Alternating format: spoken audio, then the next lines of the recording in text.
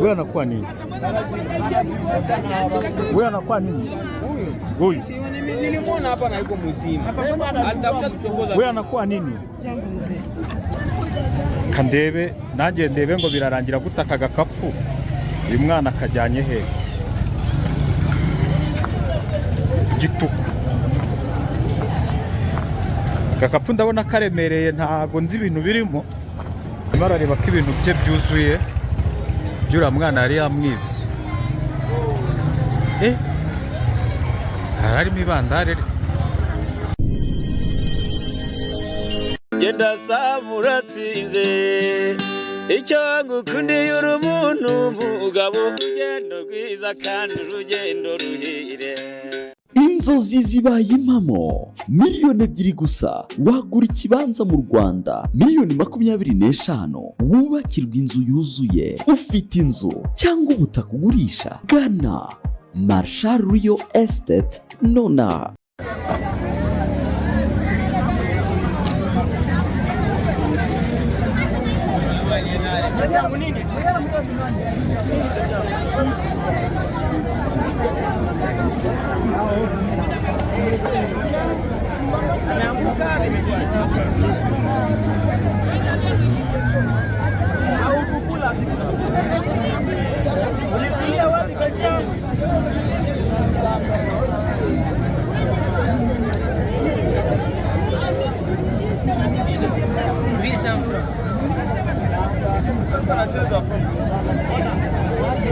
Na amekuwa nalewa na ukule huko.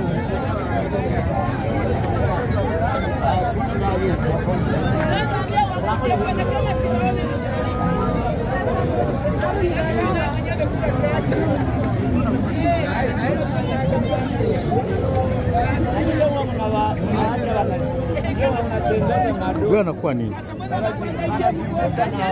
Wewe anakuwa nini? Huyu. Nilimwona hapa na yuko mzima. Alitafuta kuchokoza. Wewe anakuwa nini? Ndio. Ngoja kwanza papa.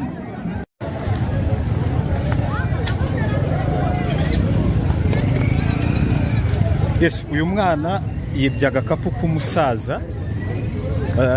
Ni story iri mu isoko rya Gituku. Yaguye mu bantu. Kandebe nanjye ndebe ngo birarangira gutaka agakapu.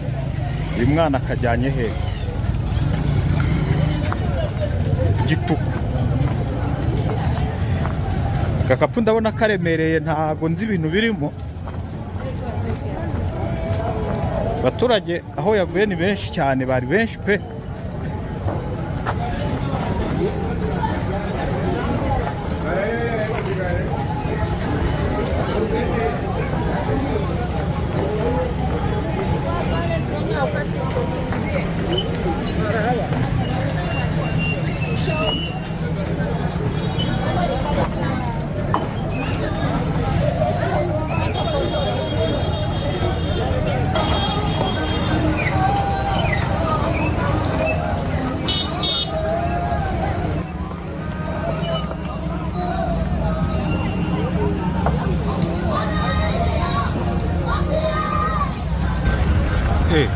Uyu musaza se niwe bari bakibye uyu mugabo niwe wari nyiri gakapu.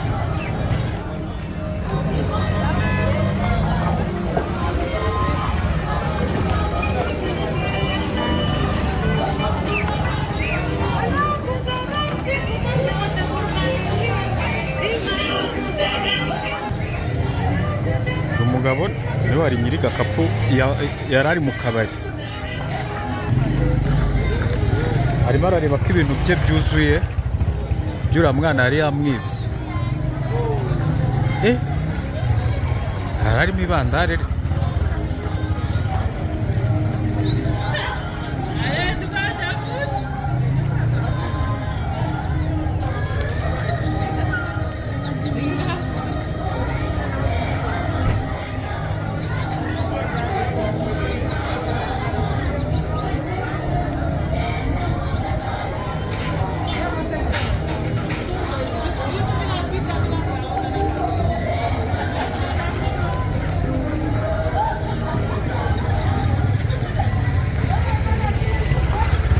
umusaza yisubiriye mu kabari ibintu byo bisanze. Yego mu rugendo rwacu dukomeje kugirira mu bice bya Repubulika Iharanira Demokarasi ya Kongo ngo hari video yafashwe na mugenzi wacu Mwana Ndake ubwo bari kugenda atembera. Ni video yagaragayemo mu isoko rya Kituku, umwana yibye igikapu ariko ntago byamukundiye ko agitwara bitewe n'uwo yari yakibye. Abantu barabibonye rero mu mashusho kumba igikapu cyari cya Muzehe cyangwa se cyari cya Mukasa. Mukasa muraho neza? Uraho neza Mufatira nta kibazo. Ibyo nari maze gusobanurira abantu n'ubundi uri muri Repubulika na Demokarasi ya Kongo mu buryo wenda bw'akazi kawe cyangwa se mu gutembera. Ejo wagaragaye wibwe igikapu kinini cyari kirimo agakapu kari karimo amafaranga ndetse n'ibyangombwa byawe. Biba ngombwa ko umwana wagatwaye mu isoko, ngira ngo habuye n'ibibazo by'umutekano. Abantu barabibonye muri video ko inzego zishinzwe umutekano zaraje zisanga umwana ari kwigaragura. Duhe ishusho biriya byagenze ute? Wenda bibaye ngombwa ko ngushaka kubera iriya video, sinzi nimba cameraman wenda turuze kumusabaraza kuyereka abantu, bisobanurira abantu ibyiriya amashusho abantu bafatiye mu isoko rya Kituku muri Repubulika na Demokarasi ya Kongo. Nge ndi umuhannyi rero nanjye uko byagenze nari ndi muri restaurant muri Demokarasi ya Kongo, ubwo nari ndahana ndimo mfata akantu ko kunywa ndetse ndimo nshyirishijeho na brushette. Sinzi kuntu gato nitabye telefone, ubwo nari ndi kwitaba telefone kuko harimo urusaku mu kabari. Agakapu kanjye aho nari nkarambitse nje nsanga ndakabura. Nkabuze rero nkanjye nka Dogita Mukasa nkuko mpora mbabwira ngo ndi umuhannyi, nakoresheje imbaraga za basogokuru na basogokuruza, nkoresha imbaraga zanjye z'ababyeyi. Uriya mwana aho yari ari mpita mwoherereza ihembe riragenda rimwinjiramo, rihita ritangira kumusekagura mu nda, rimutesha n'ubwenge mu mutwe. Amaze kumva ko amaze kubona ko yari yibye kandi akumva ahise agira impinduka. Agakapu ubwo nicaye n'ubundi aho nari ndi kwinywera icupa ryanjye, nagiye kubona mbona agakapu bagataye mu muryango. Nubwo buryo byagenzemo rero, biriya ninjye wari ubikoze kandi nabwiye ko ndakunda abantu bahemukira abandi cyangwa abantu bakunda kwiba abantu, ntago mbikunda. Wenda nge yarambonye ndi yari muri Demokarasi ya Kongo agira ngo ndi mugenzi wabo cyangwa agira ngo ndi babandi bagenda bakorera biriya biboneye. Nge ndi umuhannyi, ntago nkunda abantu bahemukira abandi. Agakapu yarakagaruye, wasanze ibyawe byose byari birimo cyangwa se ari byo yari yamaze gukuramo? Nta kintu na kimwe yari yabashije gukuramo kuko nta mbaraga nta n'ubwenge yari afite bwo kuba yabasha kugira ikintu akuramo, kuko nari namaze kumurangiza umutima we, roho ye nari namaze kuyibika. Abantu benshi bajya bumva ko biriya bintu ari scam, bitajya bikunda. Bamwe bati se gute umuntu yaba yibye umuntu ibintu akabigaro, cyangwa se gute iyo bibye umuntu abavuzi bashaka kugufasha cyangwa se abaganga ibyo bintu bikagaruka. Benshi benya nanjye ntari nanabyemera neza, nubwo biriya bintu nabibonye. Naye ndi mu bantu batajya babyemera. Biriya bintu ubundi bibaho? Biriya bintu bibaho, ariko hari abantu hanze ahangaha usanga batwiyitirira bakavuga ngo bafite ubushobozi ngo yakugarurira ibintu cyangwa yagugira icyo agufasha kandi nta bushobozi afite, ari umutekamutwe. Abo batekamutwe rero twarabaziye, ngenda nkabahana nkoresheje imbaraga za basogokuru, ku buryo abo bantu nk'abo ngabo babasha guteka abantu imitwe, mbaha ibihano. Yego, ubaha ibihano kandi bikabageraho cyane rwose. Nk'abariya nateje kwitwikira mu nzu n'abandi genda umuhannyi nta mikino ngira wakanaho. Yego, bira ni ibintu bimwe mu bintu mu mashusho. Wenda Mwana Ndake wafashe aya mashusho ndaza kumusobanuza neza muri ibyo muri ririya soko, ariko nanone umuntu abirebye arabona ko mo hari abantu benshi kandi bishimiye igikorwa cyakozwe, kuko baravuga ati ubujura bwari butuzengereje, abantu baratwiba, bigenda gutya. Yego, hari abantu bahise bakwegera bashaka kuba baribwe.